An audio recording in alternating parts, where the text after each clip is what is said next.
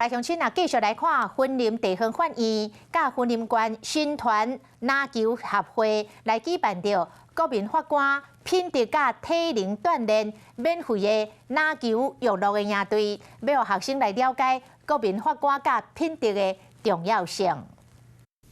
拍篮球唔但会当互身心健康，更加会当培养团体合作。这摆婚林地方法院甲婚林县新团篮球协会为了宣导国民法官的制度甲品德的重要性，办5天的免费篮球娱乐营。我喜欢篮球，然后知道这边可以打，所以我很乐意来这边来训练。我现在9岁，当国民法官很重要，我现在了解。 法官甲这个学生说明国民法官的制度，并且和这个囡仔穿法袍翕相做纪念。因为其实，在球场上千变万化，就跟在审判的现场一样。那尤其可能每个人的证据或每个证人的证述，其实都有点变化。我们要去判断哪边才是一个可以突破案情的一个关键。